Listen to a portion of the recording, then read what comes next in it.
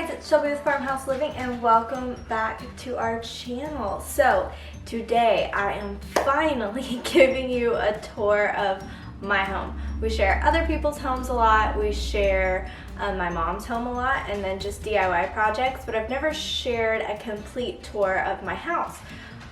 But today is the only day that's possible because we are moving, which if you watched our video last week, we gave a pre-renovation home tour of my new home. So we're very excited, also kind of sad because we've got very connected to this house and yeah, just put a lot of blood, sweat, and tears into completing this little fixer-upper.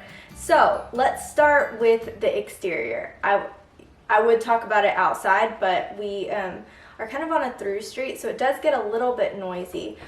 But we painted the exterior, there was like a brick casing around the door, which made it not very inviting, but that brick casing ended up being a huge blessing because that was how we were able to very discreetly close off our garage conversion. So you can see in the before photos, a garage door, that big ugly brick thing in front, and so we just used that brick, closed everything in, put a window in the garage conversion, and then painted the brick with Romobio lime wash. The one question I know I'm gonna get is, how is the lime wash holding up 2.5 years later, almost 3 years later? It's holding up great. We'll tell you, we definitely DIY'd, so you can see that we weren't as precise as maybe a professional would be, but as far as the product holding up, it's done amazing. If you now come in, let's talk about the inside. So a lot of before and afters here because this was a true renovation. I was built in 1962, and so in the 60s, I feel like they love doors. They love doors and walls. You walked into the door and there was a hallway with a door to the kitchen and a door to the living room, and so you couldn't actually, it was almost like a maze. So the first thing we did was see if the wall between the kitchen and the living room was load bearing. It was, but we did remove it, got a big beam to go in, and it immediately made the rooms that felt so teeny tiny so big.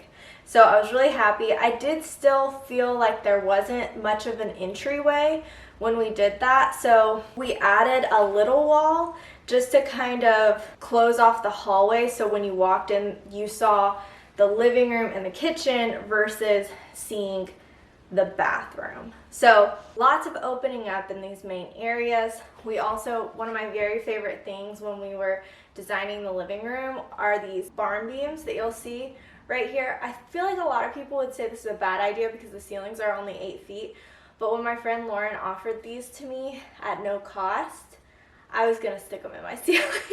And honestly, I have no regret. I do not feel like it makes the ceilings feel shorter. I feel like it makes this room feel a lot more sophisticated and intentional, and I love it. So the next thing in the living room was this built-in that you see directly behind me. Not only is the built-in pretty, I love it, and I actually was inspired by Studio McGee did it, and then I saw Chris Loves Julia did it in their basement, and so I did my own version of it, and it's actually been super functional. So on one side we just keep like miscellaneous media things, and then on the other side we have toys organized so that my little girl can play in the living room, but her stuff is hidden. So basically baby stuff doesn't take over the living room because there's not a second playroom or separate space, game room, multi-purpose. We don't have that here. And so I needed this living room to function, but I don't like a lot of mess. So it's really nice to have a dedicated space to hide it. So yeah, we just kept the living room really simple, really clean, not a lot of fuss in here. One other thing I'd love to mention is this massive window we have here. So we replaced all the windows when we moved in because they were original to the 1960s. We could not get the house cool or hot, mostly cool because we live in Texas, but we got this really amazing giant picture window put in it was worth every penny. It's so stunning, so big, it brings so much light in. And so the beams, the window, and the built-in are kind of my highlights of the living room. I really love them.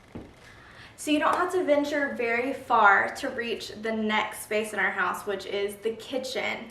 So this kitchen we've been on a long journey with. It had particle board cabinets with gingerbread molding and orange linoleum floor. It just was not a very beautiful kitchen, and not only that, it just wasn't functional. It was completely falling apart. It was a rent house, and so it wasn't cared for very well, and it just needed a little TLC. So we first, of course, opened the wall, which of course we did lose storage there because there was a lot of cabinetry, but like I said, it was particle board, so we already knew we were removing that.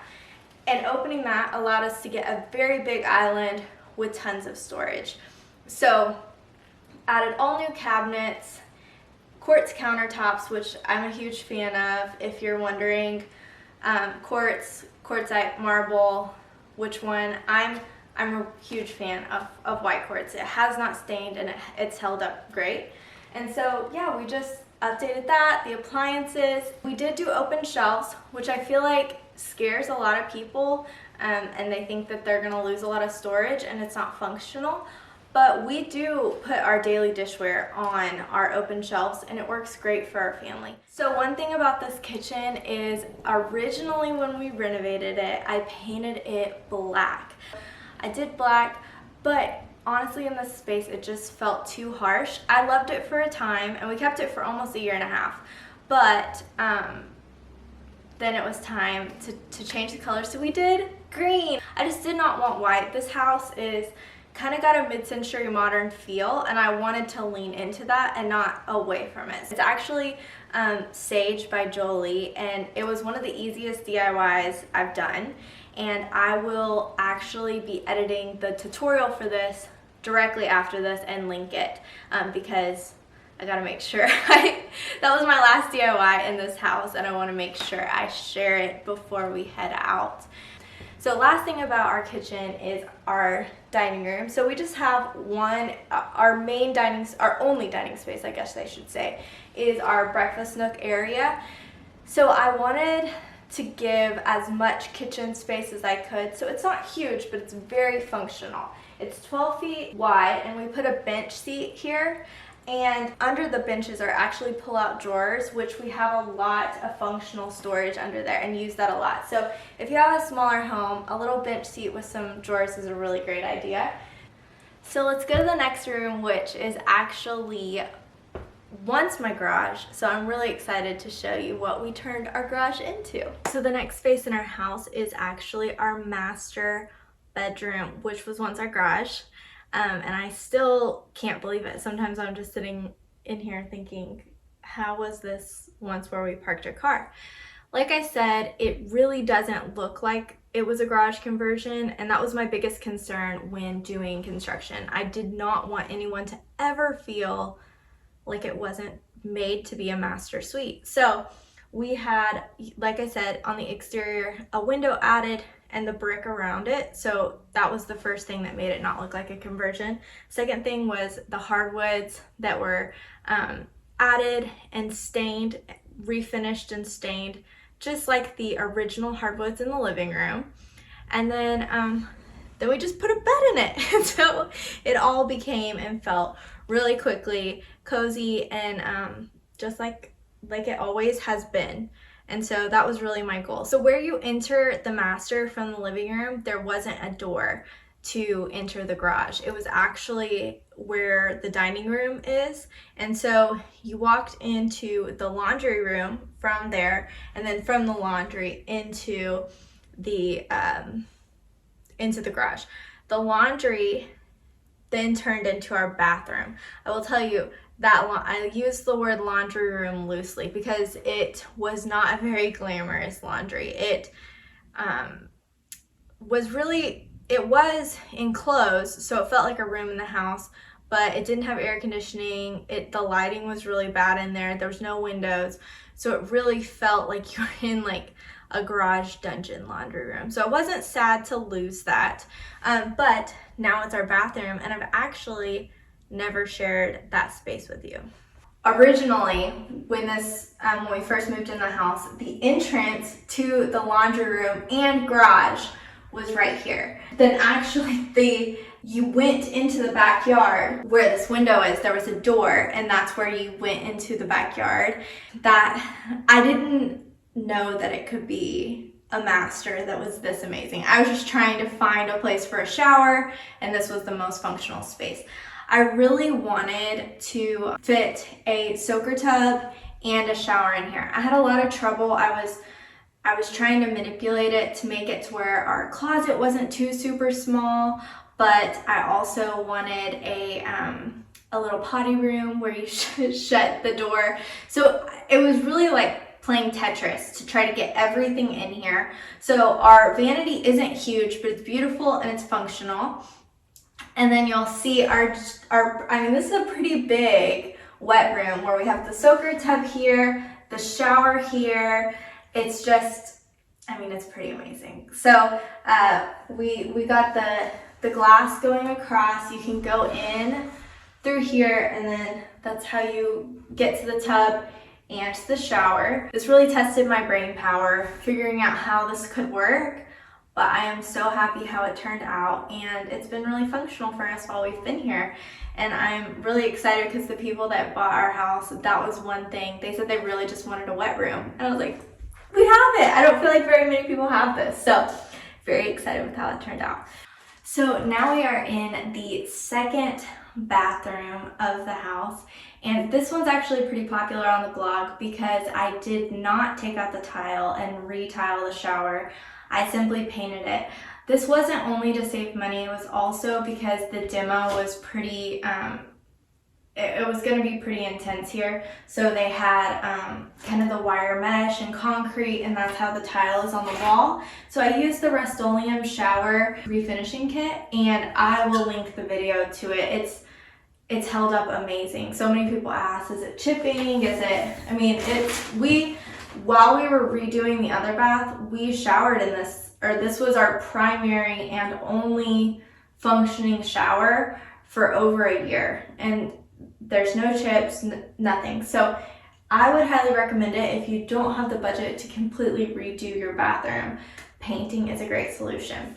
We did redo the floors. We added some black hex kind of funky tile, which I really love.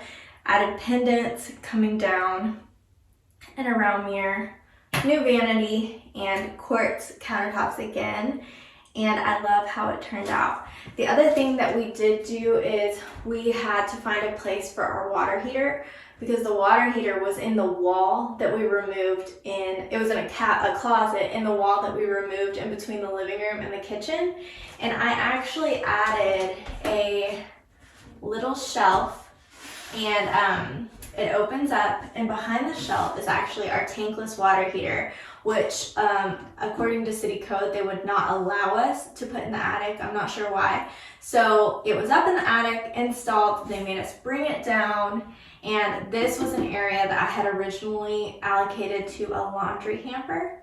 Anyways, I thought this was kind of a fun, creative idea. So if construction ever throws a wrench at you and you don't know what to do, just let it be that thing that adds so much character to your home and something that's really neat. So this is my secret shelf. It's not as cool as maybe like an office being behind it or a room, but I like that it hid my water heater without stealing any of my design aesthetic. So if you need that, I hope someone else needed that idea. The next space in this house that I'm excited to share is my Quinn's room. You playing with your rattle. So this was actually one of my favorite rooms. We installed the wallpaper. I actually got it custom printed with rivets, so we could do this kind of like, you could kind of do like a blush, a warm blush. I just had a color in mind, and I loved this print, so it worked out great. So if you find a print and you need a different color, Livet's wallpaper is your answer. So we have a lot of vintage touches in here. Gold frame mirror. I actually got this little art over her dresser from an estate sale. Her dresser came from an estate sale, really heavy, really nice.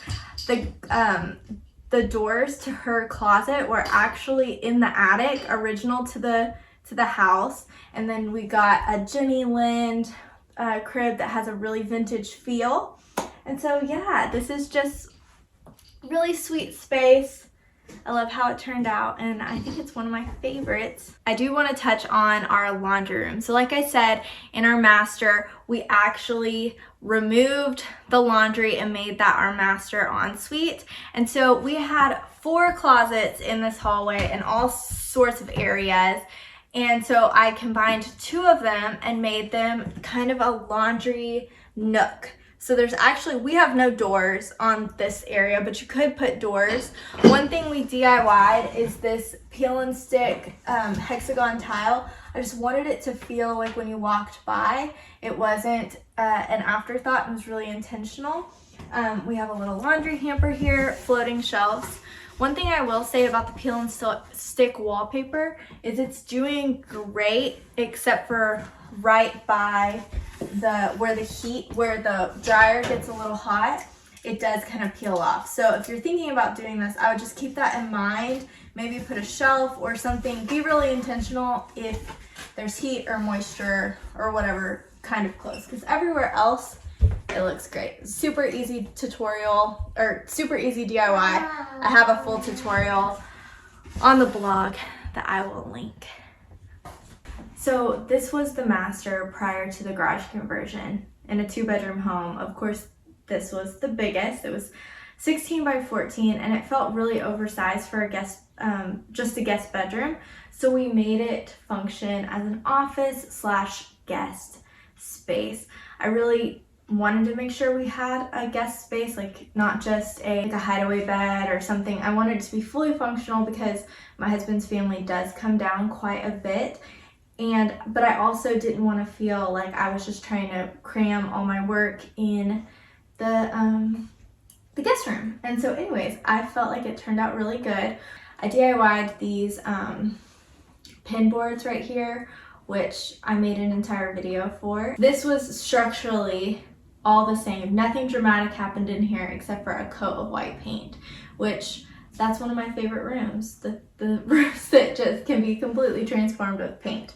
The rest of the house was not like that, but this space was.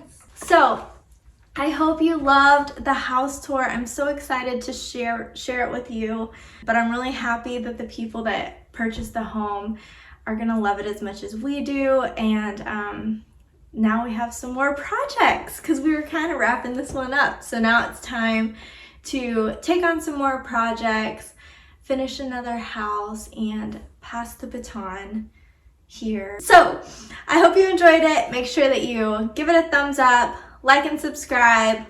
All the links to all the tutorials are below, shopping links, and there are more photos on the blog. So like I said, have a great day.